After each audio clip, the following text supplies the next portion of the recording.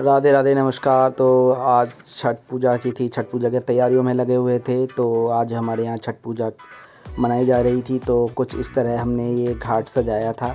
कुछ ये पूजा से पहले जैसे घाट सजाने में काफ़ी मेहनत लगती है, और जो मेहनत करने के बाद देखिए घाट कैसा लग रहा है, कैसे बढ़ती लोग घाट में जा रहे हैं। तो पहले घाट की स्थिति ये थी, फिर हमने अपने जगह का चुनाव किया। यहाँ बहुत गंदगी थी, फिर हमने जेसीबी मंगा के यहाँ पे अपना जो घाट बनाने के लिए पूरी साफ़ सफाई करी। बगल में भी बहुत पानी भरा था, साफ़ सफाई करी।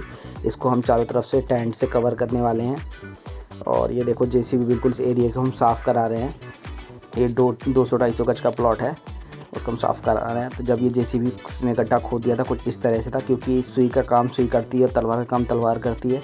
तो जेसीबी ने अपना गड्ढा तो खोद ही दिया था, लेकिन अब हमें इसके किनारों को बराबर करना था, जो ऊबड़ खाबड़ था उसको सही करना था।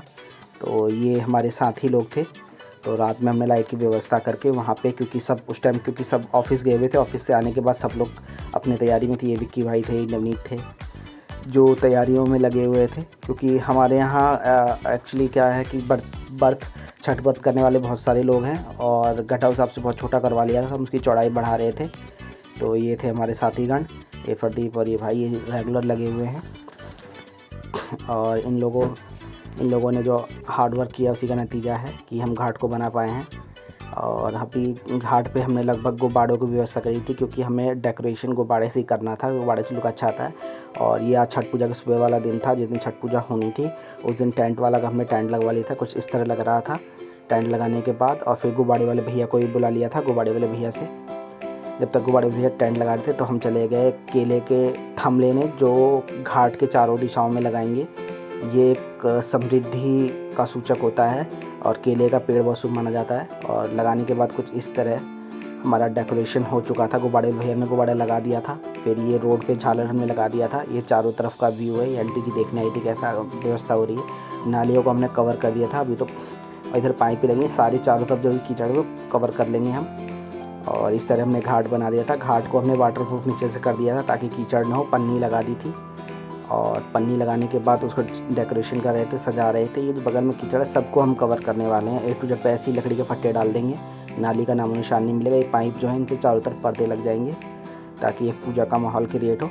तो ये कुछ इस तरह से हमने इसमें पानी भर के, इसमें नील डाल के गुब्बारे और गुलाब से और ये गेंदे के फूल चारों तरफ और एक गुब्बारे का डेकोरेशन कर दिया था, जो देखने में बहुत अच्छा लग रहा था। इन छोटे छोटे बच्चे ही डेकोरेशन कर रहे थे। ये हमारे मोंटू अंकल है, जिन्होंने बहुत मदद कर दी हमारी। और ये हमारा डस्ट था, इसके ऊपर हमने दरियाँ बिछा दी थी। हमारे डीजे वाले भैया भी आ गए थे। व्यवस्था एकदम सही थी। बगल में चेंजिंग रूम भी बन रहा था। और इतने में सभी लोग जिनके घर में छठ पूजा और लोगों ने बहुत मदद करी, हम लोगों के लिए बहुत हेल्प किया। और इनके हेल्प का नतीजा था कि अभी हम देखो, जो केले के पत्ते हमने चारों दिशा में लगाने थे, वो दिखाया जो बात कर रहा था मैं पीछे आपसे। तो ये है 4 वो केले के थम, देखो चारों दिशाओं में हमने लगाए हैं, और ये 4 दिशा में लगा रहे हैं। तो अब शाम का जो अर्घ देते हैं, शाम के अर्घ देने के लिए व्रती जो हैं अब अपने डालों को लेके, जो ठकुआ प्रसाद, जो विभिन्न तरह के फलों को लेकर आ गए हैं भगवान सूर्य का अर्घ देने के लिए। क्योंकि सनातन में सिर्फ एक बिहार और पूर्वांचल के लोग ही जो है, जो उगते सूरज और ढलते सूरज की को पूजा करते हैं। ये थी हमारी माता जी, जो घाट के अंदर जा रही थी। और ये कुछ इस तरह उनका हमने व्यवस्था पूरी बना रखी थी। जीना बनाया हुआ था ताकि फिसलन ना हो, कुछ भी ना हो। और देखिए कितने आसानी से भर्ती लोग जा रही हैं नीचे।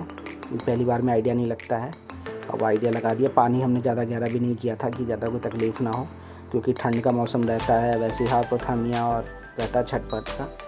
और ये तो शाम का था, ये है सुबह का अर्घ का समय। जैसे सुबह लोग अपना 4 बजे आके अर्घ देते हैं। तो हमने उस टाइम साउंड बॉक्स भी हमारा बज रहा था, हमने बहुत ही मध्यम कर दिया था ताकि मधुर वाणी हो, कान में कोई झंझाहट ना हो।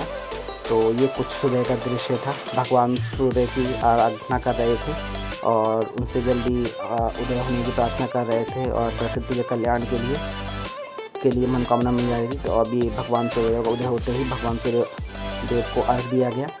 और ये जो है अर्घ देते समय, ये जो है जैसे हम जल चढ़ाते हैं, वैसे अर्घ देने में अब दूध का, गाय का दूध वगैरह से आप अर्घ दे सकते हैं। तो सब लोग ये अर्घ दे रहे थे। जैसे शुद्धिकरण होता है वैसे शुद्धिकरण होता है। और ये सारी बर्तियाँ थी, ये स्पेशल मेरी माता जी हैं। हम सब अर्घ दे रहे थे, और जो हमने व्यवस्था कल से मेहनत करी थी, इसकी प्लानिंग हमने दिवाली से पहले से ही करी थी छठ पूजा के लिए, क्योंकि बहुत ज़रूरी होता है एक सही जगह का चुनाव करना। तो शहरी क्षेत्रों में तो ज़मीन मिलना ही मुश्किल होता है, गांव में तो पोखर तालाब नदियाँ सब हैं, लेकिन शहरी क्षेत्रों में समस्या बनी रहती है। सरकार चाहे कितना भी व्यवस्था दे ले, लेकिन आप अपने घर से 5 किलोमीटर दूर तो नहीं जाइएगा ना छठ पूजा करने। तो अपने आसपास का वातावरण को हम इस तरह बनाते हैं ताकि व्यवस्था हमारी एकदम बढ़िया रहे और हम छठ व्रतियों को अच्छी व्यवस्था प्रदान कर सकें। और बहुत लोग घाट के अंदर घुस के सम्मान पर्व को मना रहे हैं। बेहतरीन रास्ता है ये। हमारे चमन भाई हैं, विशाल भाई हैं, तो हमें छठ पूजा को ऑर्गेनाइज लोग घर जा रही है, मेरी फैमिली है।